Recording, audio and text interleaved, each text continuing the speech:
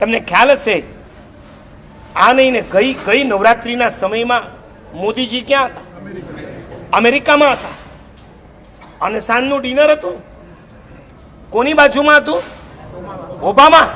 ઓબામાની બાજુમાં બેસીને નરેન્દ્ર મોદી, જે અમેરિકાએ જેને આવવા માટે વિઝા નતા આપ્યા 5 વર્ષ સુધી, એ જ અમેરિકાનો રાષ્ટ્ર પ્રમુખ રેડ કાર્પેટ પાથરીને મોદીને ઇન્વાઇટ કરે. અને એ મોદીજી ઓબામાની બાજુમાં ખાલી 20 જણાને ઇન્વિટેશન હોય અને એમાં મોદીજી ઓબામાની બાજુમાં બેઠા હોય. નવરાત્રિના દિવસો ચાલતા હતા. એની અંદર ઓબામાએ જ્યારે ડિનર આપ્યું છે ત્યારે મોદીજીએ કીધું, માફ કરજો, અત્યારે નવરાત્રિના દિવસો ચાલે છે, નવરાત્રિમાં હું ઉપવાસ કરું છું. અને એ દિવસે મોદીએ ખાલી શું પીધું છે ખબર છે? ગરમ ઉકાળેલું પાણી પીધું છે. લીંબુનું પાણી પણ નથી પીધું. એક આટલા મોટા દેશનો પ્રાઇમ મિનિસ્ટર અમેરિકામાં ગયા પછી ઓબામાની બાજુમાં બેસી પોતાની પ્રતિજ્ઞાનું પાલન કરી શકતો હોય. નહીં તો તમારા જેવો હોય તો કહી દે, મિશેલ ભાભીને ખોટું ન લાગે એટલા માટે મિશેલ ભાભીને ખુશ રાખવા. આટલા મોટા દેશનો પ્રાઇમ મિનિસ્ટર ત્યાં જઈને જો પોતાની બાધા પાડી શકતો હોય, તમને શરમ આવે છે? તમે ના પાડી શકો? તમારા જીવનમાંથી આ વ્યસનોને દૂર કરો. ફનાફાતિયા બોલાવી દીધા છે તમારા કુટુંબના. અચાનક તમારા ડેથ થઈ જાય, તમારી પત્ની અનાથ થઈ જાય, વિધવા થઈ જાય, જે બાપ આંધળાની લાકડી જેવા તમે હતા એ બાપ બિચારો નિરાધાર થઈ જાય. 2 ને 4 વર્ષના સંતાનોને મૂકીને તમે પરલોકમાં ચાલ્યા જાઓ. કેન્સર તમારી શરમ નથી રાખવાનું. તમારી સામે ઢગલાબંધ દ્રષ્ટાંતો છે કેન્સર થયેલાના. અને યાદ રાખજો, આ શરૂઆતમાં તો એમ જ હોય છે કે આટલામાં શું, આટલું લેશે તો કાંઈ નહીં થાય. વ્યસન એક એવી વસ્તુ છે, શરૂઆતમાં એનો ડોઝ બહુ ઓછો હોય છે, પણ એનાથી જ્યારે અંદર કિક નથી લાગતી ને ત્યારે એનાથી ડોઝ વધતો જાય. શરૂઆતમાં Pan Parag, paan masala, gutka, Rajnigandha, beer, whisky, scotch whisky, joint and drugs, પેથોડી, એલએસડી, મોર્ફિન, કોટવીન, કોકેઇન, હેરોઇન, બ્રાઉન શુગર સુધીની વાતો ચાલતી. પાછળથી આમ કે તમને ક્યાંથી ખબર પડે? મને જ્યાંથી ખબર પડે ત્યાંથી, પણ તારા જીવનમાં તો નથી ને આ પાપ. તમારા જીવનની અંદર મહેરબાની કરીને કહું છું કે આ નાનું ગણાતું પાપ આવતીકાલે કેટલા ગણું મોટું થઈને આવશે તમને ખુદને ખબર નહીં પડે. એવા ઘણાને અમે માંગલિક સાંભળાવવા ગયા છે જેના ગળા ખુલતા નથી, જેના ગળામાં કિલોની ગાંઠો થઈ ગઈ છે, જેના ગાલની અંદર જે ખાય તો મોઢું રોટલીનો એક કવો એના મોઢામાં જઈ શકતો નથી. આવા ઢગલાબંધ લોકોના અમે ચહેરા જોયા છે. એ જોયા પછી એમ લાગે કે આપણે જીવતી નરકમાં આવી ગયા છે.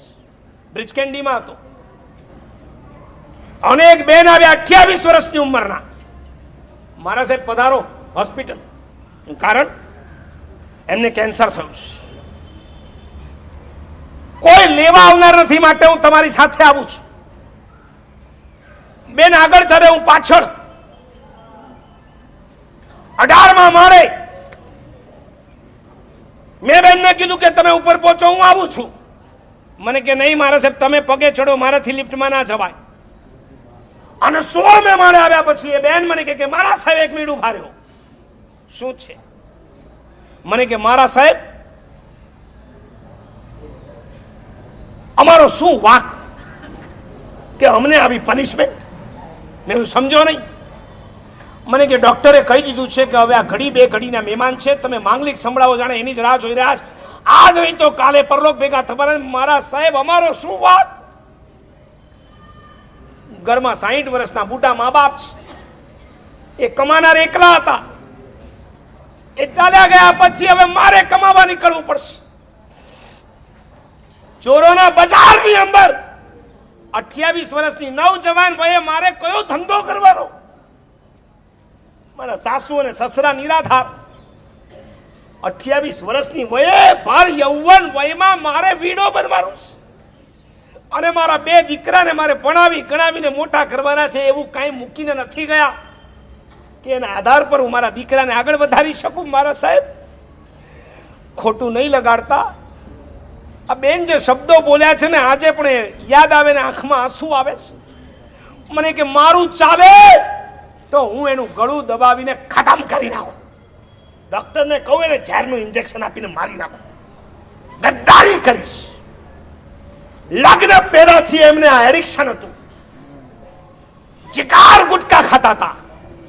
અમે ના પાડી પ્લીઝ મત ખાઓ, અમારા માટે પણ મત ખાઓ. ધર્મ ખાતર ના છોડી શકો તો કાંઈ નહીં, કુટુંબ ખાતર છોડી દો. એ ના માન્યા. આજે 30 વર્ષની ભર યૌવન વયમાં એ પરલોકમાં ચાલ્યા જાય. અમને બધાને નિરાધાર કરીને મારા સાહેબ ઠીક છે મારો પતિ છે એટલે તમને કહું છું નૌકાર સંભળાવો. તમારી જગ્યાએ હું હોઉં ને, મેં કીધું બસ કરો બેન, હવે તમારે આગળ બોલવાની જરૂર નથી, તમે શું કહેવા માંગો છો હું સમજી ગયો છું. અમે પહોંચ્યા, નૌકાર સંભળાવ્યા અને 2 કલાકમાં ભાઈ પરલોકમાં ચાલ્યો ગયો.